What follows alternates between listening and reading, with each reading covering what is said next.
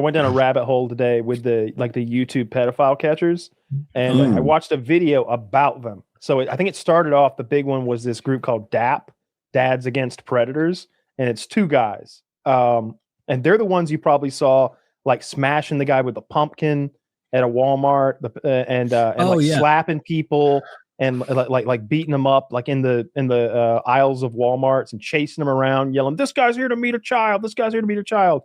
That's those guys.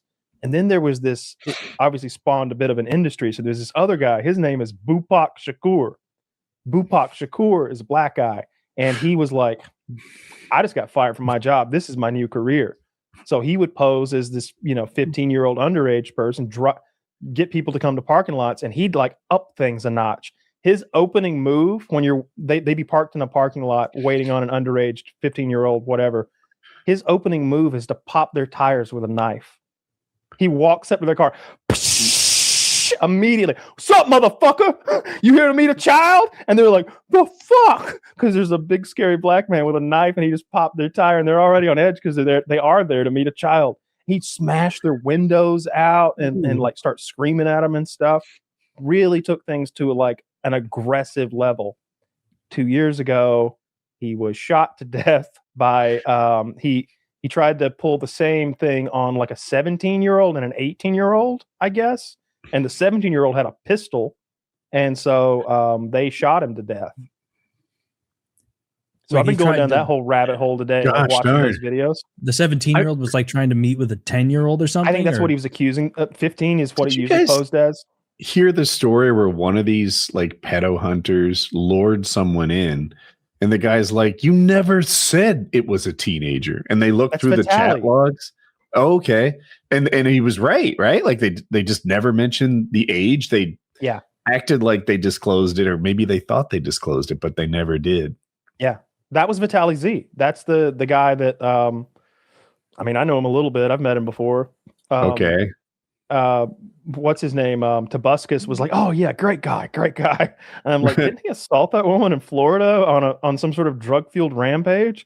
Just a little bit. Wasn't he arrested overseas? Things happen. But Vitaly had shifted to pedophile hunting, and apparently he called out and like quasi ruined somebody's life that wasn't a pedophile.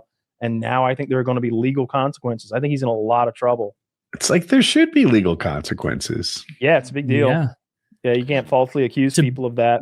To be a pedophile hunter and not include the age seems like a tremendous oversight. Like, how could you not? That's kind of the whole crux of what you're doing. Otherwise, you're just LARPing as a girl and you're gay.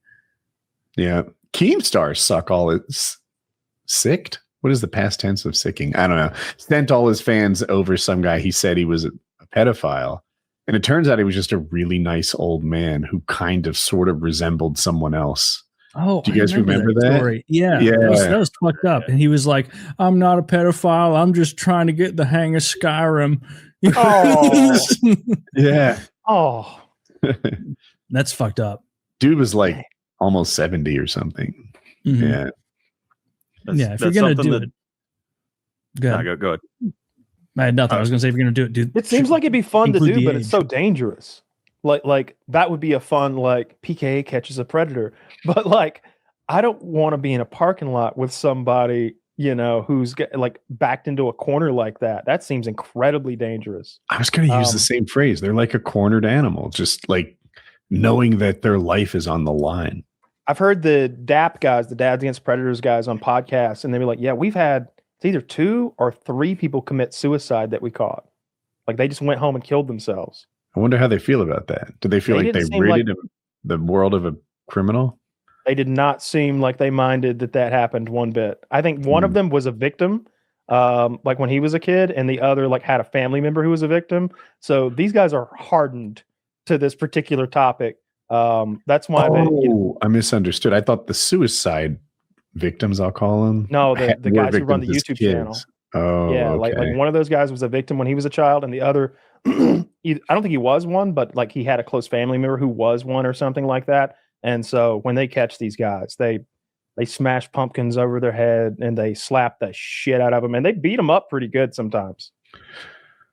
Jeez, better make sure. Seems like a fun corner of YouTube, though, right? Well, there's that giant redhead guy who does it. Oh, yeah. Rascal McGovens. I dubbed Rascal him. McGovens. Yeah. You need to be a big, scary guy, I feel like. But you also need like a bunch of people. I think that if you had a bunch of people, like someone would be less likely to just like shoot you in a parking lot. Like if it's just you, the way that Bupak Shakur was running things, I don't think he had a cameraman. He's just running up on people with his cell phone and like popping their tires and shit. So like kind of asking for it at that point. Said it before, but the way Rascal McGovens does it is kind of funny because when he does it, he's this gigantic like power lifter guy, but he dresses like a fourth grader. Not on purpose. It just seems like that's how he dresses. That's like a goofy graphic tee that says like classically trained gamer. And then like, basketball shorts. And he'll go up to someone and be like, you trying to rape kids? And they'll be like, what? And he's like, we got your messages, brother. We got your message. And he's just mogging them, just like being like on top of them almost.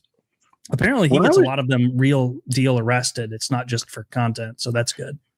When I was streaming, they were talking about Rascal McGovens all the time. They were upset with me, which they shouldn't have been because I don't even know this guy. I've never seen any of his content. And they're like, you said this. And I'm like, you're going to have to timestamp it or something. I don't even know this person's name or whatever. I imagine we said something on the show. And I forget if they were pro or con him, but they were passionate. And they were angry at me.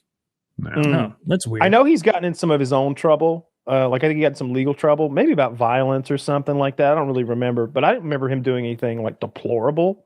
But just in general, like if you're doing that, even Chris Hansen, the way he does it, it's like a little bit exploitative. You know, the way they're doing it's like, where's their heart in this whole thing?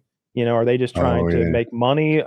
Looking for views. Because if that's your main motivating factor, you could easily have a situation like Vitaly did, where like you weren't sure you had the guy that you were going after. You just thought you were close enough and you could go after this guy and you didn't confirm the kill or whatever. That's a bad look. And then the more I watch it, Chris Hansen has his own YouTube channel now where they do like so much content. I got bored of it. There were so many of them, and every one of them, they've got a body double now who kind of looks underage. The men come in the house and they get to talk to the girl. Like the girl is there to like incriminate them. Or sometimes they'll run the scam where like an aunt is pimping out her niece. And so like the aunt will be there, an actress is playing her, and the niece is there who's supposedly 15. Actress is playing her. And like she's like, yeah, go put your like, little girl clothes on while I negotiate price with this guy. And then here comes Chris Hansen out of the back, and you're like, oh, here it comes again. And it's always so awkward. What would be a fun new flavor is if Chris Hansen ever came out dressed in a tutu like a little girl. And he was like, not what you expected. Not what you expected, huh? It's just him. His nutsacks hanging out. He's just would you fuck me? I'd fuck me. Just dick stuck between his legs, doing a little dance, do a whole Buffalo Bill act. Yeah, his YouTube channel is wild. There's so many of them on there. I don't even know what he calls it anymore. It's just like his third different show doing this shit. But guys still he's aged a good bit now, and he almost doesn't look quite like himself anymore. And so guys, he'll be like, I'm Chris Hansen. And be like, no, you ain't. No, you ain't. He's like, I just looked it up. He's 66, which is younger than I thought. Yeah, he looks every bit of it. I can't help but watch though, because it's hard to find content anywhere approaching that, like the consequences, I guess, like what's happening in that moment, like someone's life going from 60 to 0 in that way, and like police activity has it in spades. Yeah.